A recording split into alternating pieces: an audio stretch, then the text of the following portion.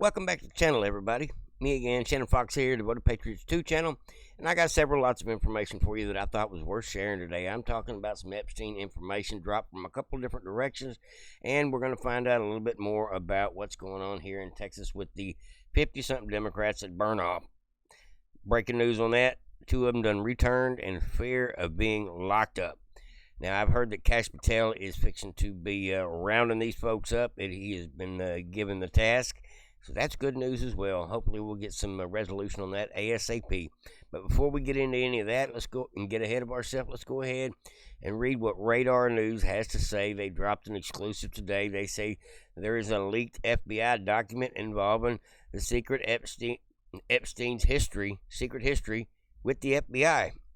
It's kind of funny that this comes out exact same time that Anna Paulina Luna says the burn bags that they found in the secret skiff, Kash Patel in them, that they found, I guess, months ago, that they're now going through, is part of the evidence that was meant to be destroyed, and some of that information is ties to Epstein. Go figure. So it's just kind of convenient this story comes out. Maybe it's working hand in hand, or maybe it's a counterpunch to the whole situation. I don't really know. It's kind of hard to decipher at this point. It's too early in the game to figure out what the hell is going on, but we at least know people like Anna Paulina Luna are doing their best to bring exposure, while we're curious as to what we really found out just now from Radar News. So let's go ahead and get into it. I'm going to do a little bit of reading for you folks and get their take on what is going on. This exclusive leaked FBI document reveals Epstein's secret history as an informant, an FBI informant. And that explains a lot, folks, as to why they would not share any of this case with us. It's because he was working with the government. The government was letting him make it on his sexual exploitations and all his creepiness, because he was, I'm sure, informing them on people, if not just informing, making videotapes. And speaking of videotapes, there is a videotape of Ghislaine Maxwell's conversation with the DOJ the other day, and it will be released to the public, is what it sounds like. More breaking news, folks. This is getting a little bit ahead of myself again, but busy day. It says Radar obtained documents confirming Jeffrey Epstein was an FBI informant, exposing the ties to the federal authorities. So the government wouldn't tell us this, but we've got a sleuth out there that figured it out. It says Jeffrey Epstein was secretly working with the U.S. government, according to bombshell document obtained today by RadarOnline.com. The late tycoon and pedophile who died in January 2019 at age 66 while awaiting trial for his charges was more than just protected. He was a puppet, informant, and a spy for the FBI, and added an intelligence agency source. Okay, who's the source? A 2008 internal file obtained through a successful Freedom of Information Act, a FOIA Act, shows Epstein operated as an FBI informant prior to his now infamous 2007 sweetheart plea deal, where he got spanked on the wrist in Palm Beach, had to do like community service jail time, part-time jail time. It was ridiculous. He barely spent any time in jail. He'd come and went as he pleased. Never seen a prisoner get treated like that. Not in the history of mankind have I ever seen a prisoner get treated so well. Dumbed down his charges, the whole works. And this explains why. Epstein has also provided information to the FBI as agreed upon. A special agent whose name was redacted wrote on an internal cable dated in September of 2008 marked routine. There's the smoking gun right there. It added, case agents advised that no federal prosecution will occur in this matter as long as Epstein continues to uphold his agreement with the state of Florida.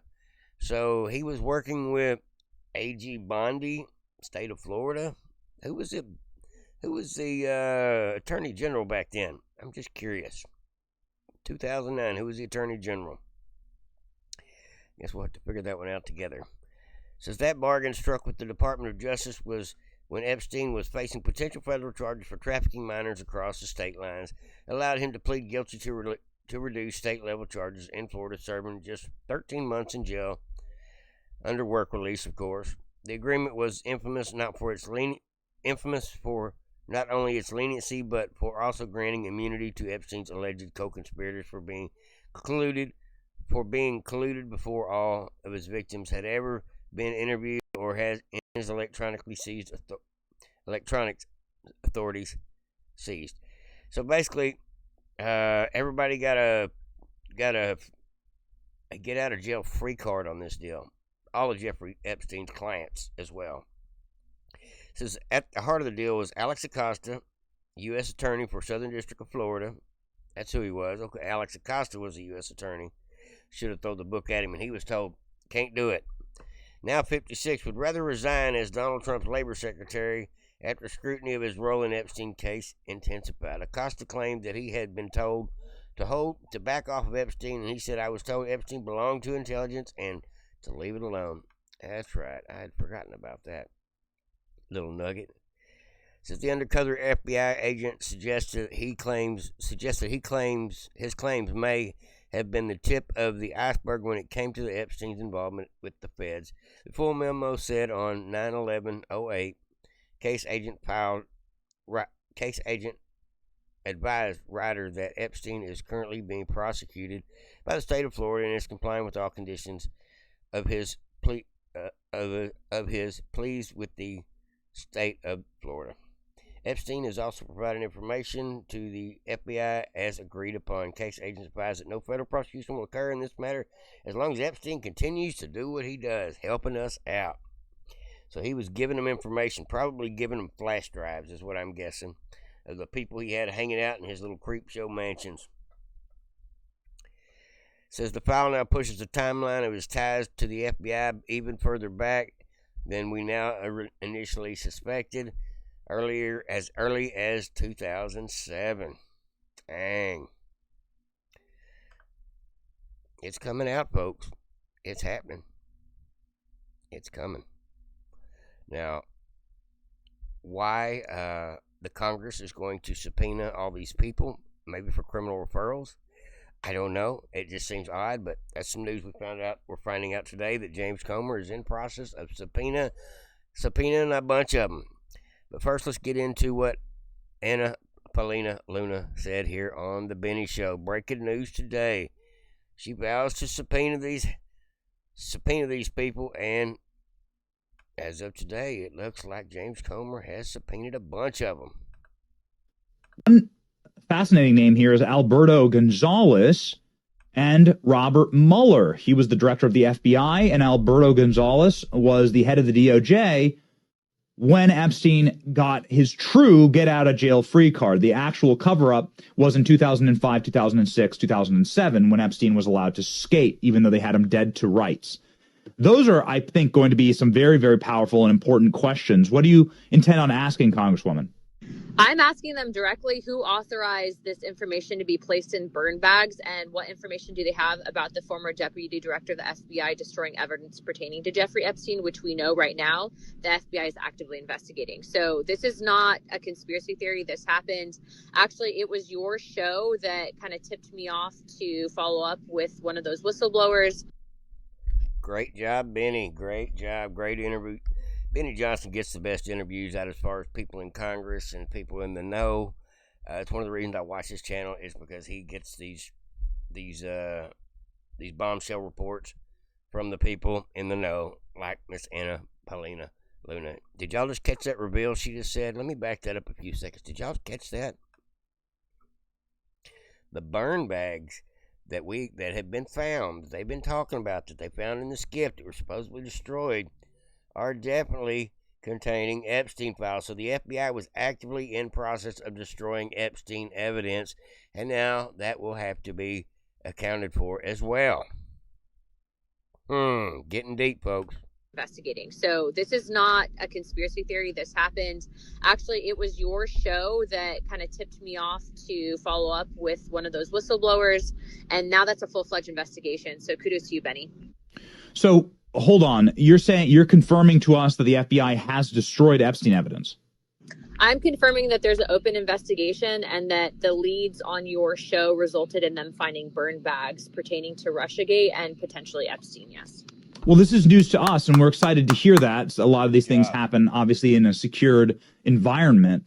but that makes us really happy on this program. So the entire burn bag saga began with our show. Well, that's wonderful to hear. Correct. It had ties to it for sure. Okay. So look, right now, obviously the American people are rightfully so really frustrated with how, there's been just this lapse of justice within our own government for people that are very elite, very wealthy, very powerful. And I'm just really happy to know that under this administration that people are being held accountable. And I will say this, there's a lot that happens behind the scenes, but the fact is that they are arresting, they're going after these people. And, had Tulsi not come forward with that information in regards to Russiagate, I mean, think about it, literally people using their positions of power to violate constitutional rights, civil liberties, go after people, spy. It can't be tolerated in a free, fair society. So thank you for doing what you're doing to cover all this, Benny.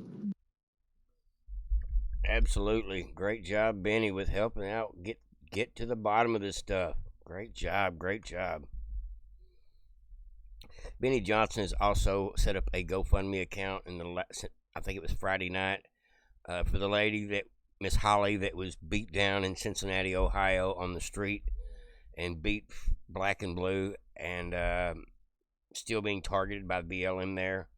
And Benny Johnson found out, was doing a report on the show Friday, and he decided that he wanted to do more than just report on what had happened. He decided he wanted to see if he could set up a GoFundMe with Mr. Marino, who is governor there, I believe, or mayor there. One of the mayors there.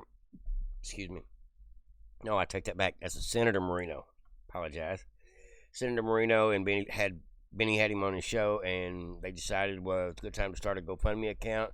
Started it right there on the live show, and here it is Monday afternoon, and it's almost up to $500,000. Great job, Benny. Anybody that wants to go contribute to helping this lady who probably got oodles of medical bills, probably has to move and start her life over because of what has happened to her in Cincinnati, involving getting beat by a bunch of teenagers, a bunch of idiots.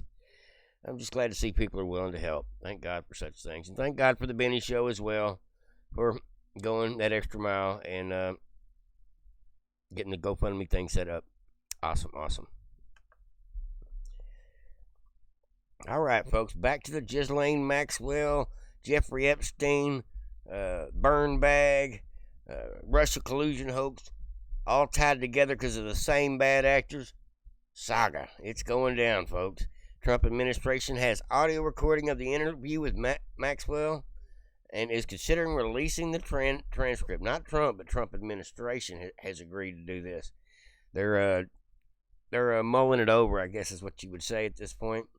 Now, we thought it was maybe just a transcript, but there's actually not just a recording, but there's a video recording of, I'm sure, every question that was asked, all 100 people. That would be awesome to find out what she says about these people. That way we can get right to building cases on these folks. But soon enough, we will have Congress asking these people questions, hopefully for criminal referrals the minute they all plead the fifth. And I think that's what they'll do. If they even show up, they'll probably take the contempt of court versus having to show up and look a fool. I'm talking about the Clintons and everybody. And we'll get into the list on the very next clip as far as who all James Comer is subpoenaing to the House over the Epstein files destruction. These stories all tie together, folks. Anna Paulina's bringing it to us. James Comer's going to serve it up on a plate. Says the Trump administration may be about to turn over a new leaf when it comes to the transparency regarding the Epstein files. Says, as reported, Epstein partner in crime Ghislaine Maxwell was interviewed by the DOJ last month. Maxwell's attorney, David Marcus, told the press after the second day of interview that his client answered questions of about 100 people. Says now CNN reports that the Department of Justice has an audio recording of the interview and is seriously considering releasing it for public consumption. Now that's just CNN saying it. This is also the first time first time of hearing a recording has been reported. So it may not be a video, it may just be an audio recording. We will have to see. Should the interview be released, sensitive details like victims' names would have to be redacted. They'll have to beep that out. Says one official told CNN that the final decision has not been reached. Some within the White House believe that most Americans have already moved on from the controversy. Now, who is leaking this information to CNN? Kind of coincidental, weird situation. It says another official told CNN that within the White House, some of the conversation has focused on whether making the details of the interview public would bring the Epstein controversy back to the surface at the time when many officials close to President Trump believe the story has largely died down. This story has not died down. If they watch 5 minutes of YouTube or X, they'll know this story is still active. True Social, all the platforms active with the Epstein.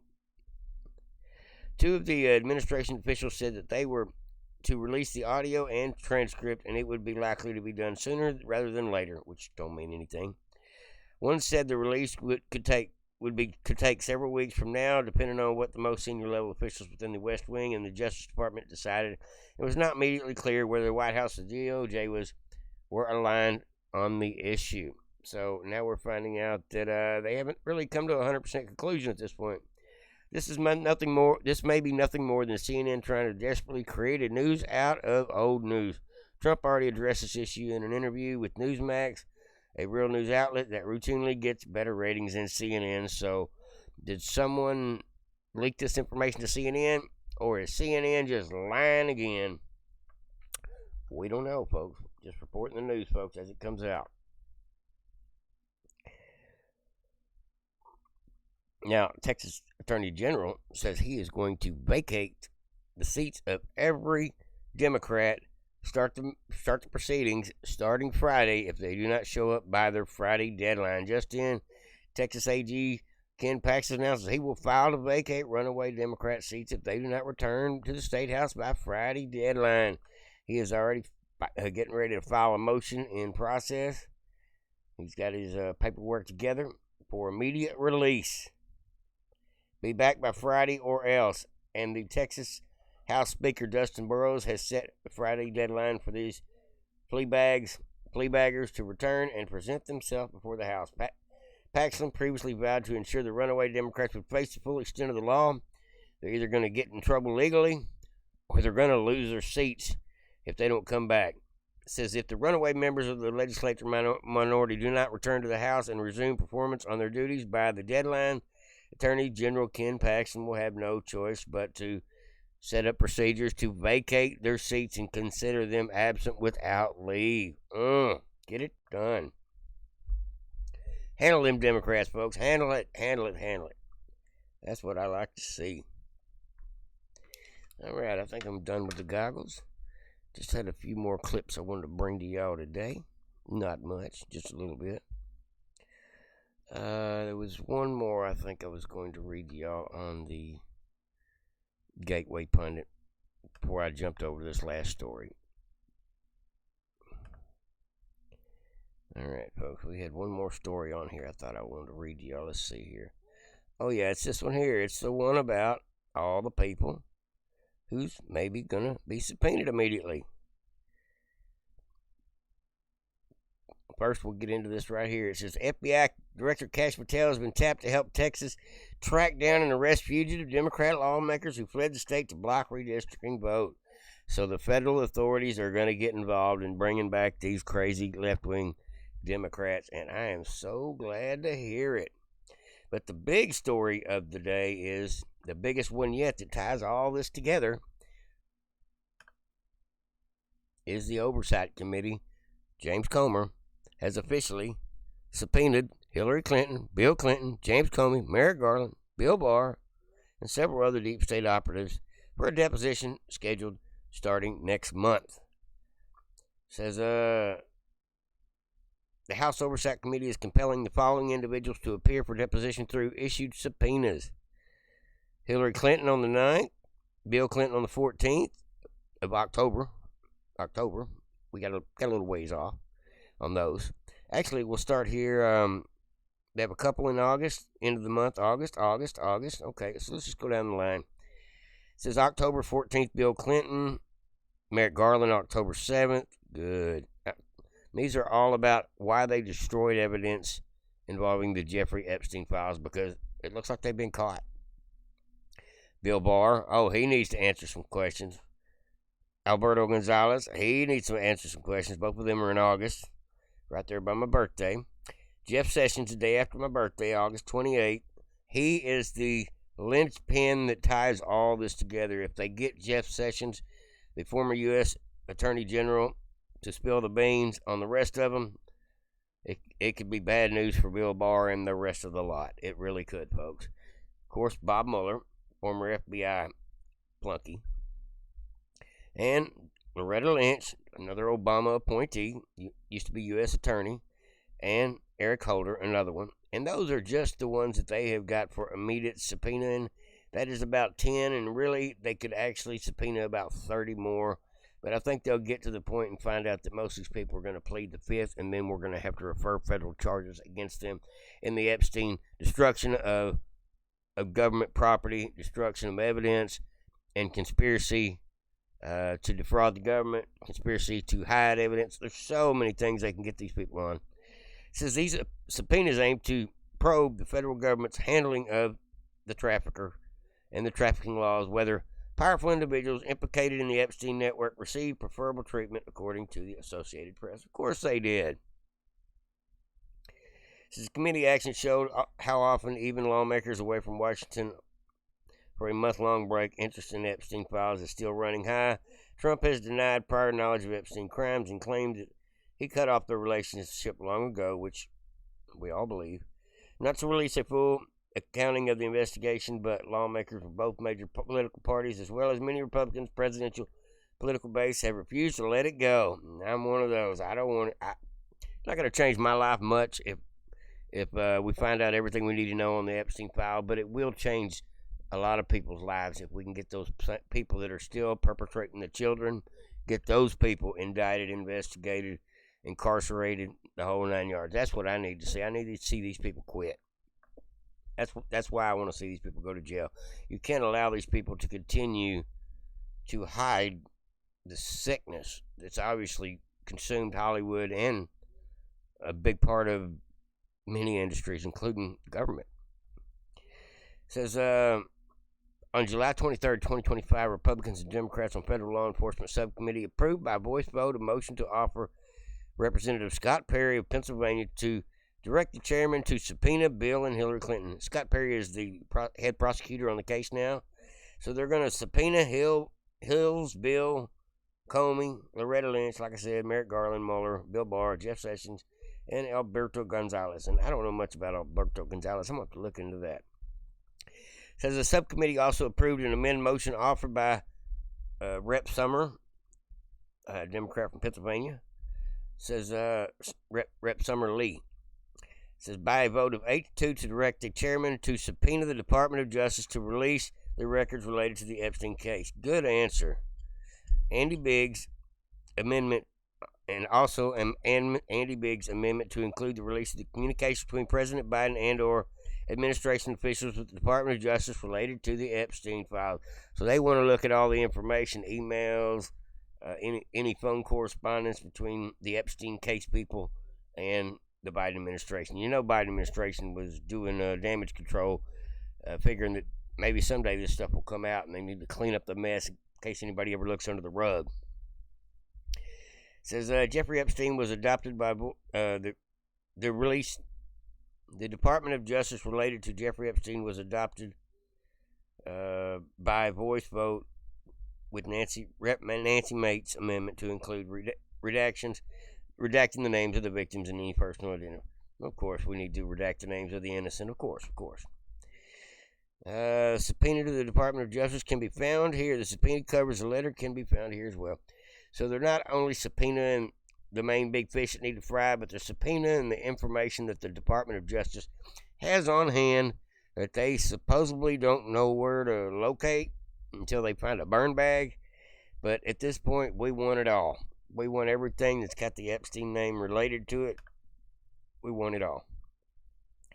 Now, a lot of people have speculated, since Jeffrey Epstein and Bill Clinton have been friends for 25, 30 years, that it is a very good possibility that what happened in Mena, Arkansas with the CIA and the government and the drug running and all that stuff could have possibly been tied. I mean, if you're trafficking humans and children and catering to the rich and wealthy and bribing people as part of your business model, Jeffrey Epstein's business model, And Bill Clinton is one of your good friends while he's the governor of Arkansas, while the crack cocaine epidemic was created through CIA drug planes that brought drugs in from half the South American countries, and not just into Mena, Arkansas, but to be distributed across the entire world, including Iran, where the Iran-Contra scandal happened, where the plane was shot down full of guns and drugs and cash.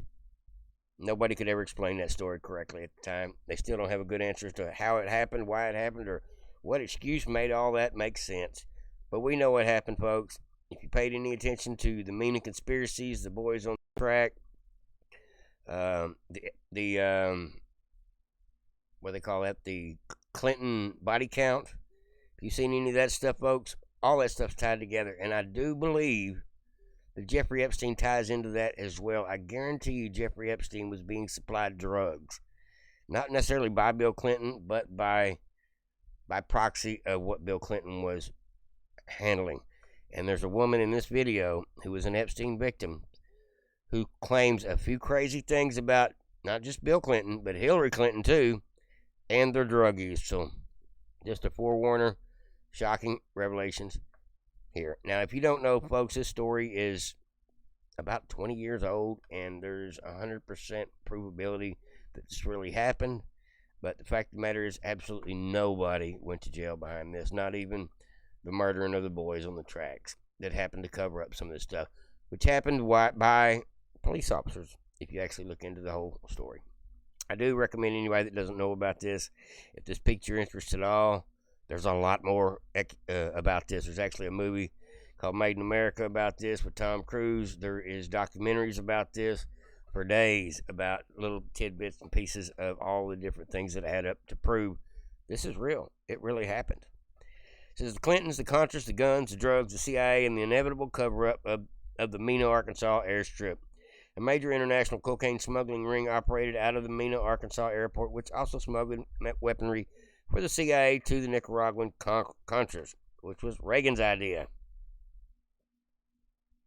All right, folks, this is a crazy video here. I'm just going to play the whole thing through. I'm going to go ahead and jump out of here, call it a day. Everybody like, subscribe, and share, all that good stuff. I got nothing to say about this video other than shocking. Let's go ahead and get it started for you, folks. Have a good one, and don't forget to hit the like button. In 1982, cocaine trafficker Barry Seal set up one of the largest drug smuggling operations in the United States in Mena, Arkansas, under the approving eye of Governor Bill Clinton. Medellin, Cali, and Bogota, Colombia, the nucleus of the most powerful drug cartels in the Western Hemisphere. 2,000 miles away, hidden in the mountains of western Arkansas's Ouachita National Forest, lies a transshipment point for these cartels. U.S. Customs has estimated that at least 75% of all drug smuggling aircraft have passed through the Mena, Arkansas airport for one reason or another. During the early to mid-1980s, Mena served as a sanctuary for Adler, Barham, and Seal, one of the biggest, if not the most famous of all importers of illegal drugs into this country.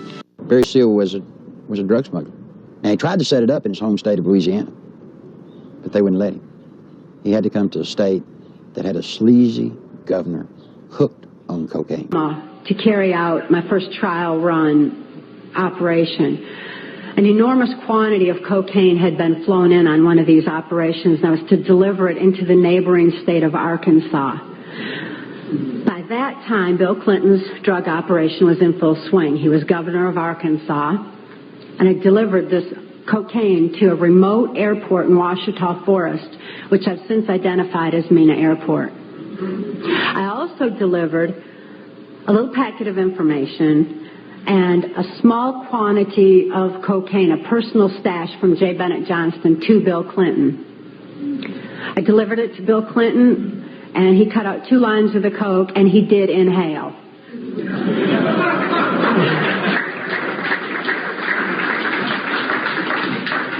That certainly wasn't the only time I saw Bill Clinton using cocaine. My sexual experience with Bill Clinton was extremely limited, in spite of the fact that I was a sex slave. It was my experience that Bill Clinton is bisexual, leaning far more towards a homosexual end. All I've ever seen him involved in was the homosexual activity with very limited experience with him myself, whereas my experience was much more prevalent with Hillary Clinton, because Hillary is also bisexual, leaning more towards a homosexual end, and it was she who accessed my sex programming to fulfill her perversions. There were $100 million a month in cocaine coming in and out of Mena, Arkansas. They had a problem. They were doing so much money in cocaine, $100 million. You create a problem in a little state like Arkansas. How do you clean $100 million a month? For about 2 months, I watched accounts accumulate money. At the end of the month, they zero balanced. They're laundering drug money. In addition to the operations at Mena, small clearings in other parts of the state were used as drop points for money and cocaine. They had special cargo doors installed on the side without FAA permission, so that these doors could be opened in flight. They'd pull in, slide back, and the cocaine could be dropped out the side in flight. I snuck around, crawled through the bushes, thinking that I'd really have to hide to see them unloading the dope. Didn't have to. You could walk right up to the airport and they'd unloaded it right in front of you. They didn't care. Clinton had integrated a number of corrupt cops, judges, and politicians into high-level positions to ensure the continued success of the drug smuggling, money laundering operations. For 15 years, I did not encounter anything like the corruption which I encountered after the Mena investigation. And all of this drug running, all of the trafficking of drugs, sending them all over the nation, came out of little Mena, Arkansas. Right under the nose of little Governor Billy Clinton. Bill Clinton controlled the legal system. He controlled the judges. He controlled the attorneys. He controlled the banks. It's just a small state, a one-party state. What tends to happen in small states like that, I think, is the longer the person remains governor, that I think the greater the abuses are. The Mena story is a tale of drugs, guns, money laundering, and murder, involving an unholy alliance between organized crime, high-ranking U.S. political figures, and the drug kingpins of Colombia. Throughout the years, rumors of a CIA conspiracy and links to a Nicaraguan Contra resupply effort have masked the real players behind this horrific operation. Bill Clinton's election to the presidency of the United States proved to be the catalyst which unwittingly allowed the illegal activities inside his home state to receive national attention. Yet justice in Arkansas has been excruciatingly slow in coming. Many honest law enforcement officials have simply been kept from doing their jobs. In fact, to date, 9 separate state and federal investigations into the drug smuggling, money laundering activities at Mena have been shut down. In the fall of 1995, the United States House Banking Committee, chaired by Representative Jim Leach of Iowa, launched investigation number 10 into Mena. Insiders believe the investigation will not be allowed to reach any significant conclusions. At a press conference on October 7th, 1994, the president was asked if he had any knowledge of Mena's drug smuggling, money laundering operations. No, they didn't tell me anything about it. They didn't say anything to me about it. The airport in question and all the events in question were the subject of state and federal inquiries. It was primarily a matter for federal jurisdiction. The state really had next to nothing to do with it. The local prosecutor did conduct an investigation based on what was within the jurisdiction of state law. The rest of it was under jurisdiction of the United States attorneys who were appointed successively by previous administrations. We had nothing, zero, to do with it, and everybody who's ever looked into it knows that. As governor, Clinton had repeatedly stated that Mena was a federal problem, and as a result, his hands were tied. Although untrue, Clinton managed to shift the blame away from himself. However, with his election to the presidency, Clinton no longer had any excuse. The question must be asked, if drug smuggling activities at Mena are continuing today, as the evidence suggests, why has Clinton allowed it?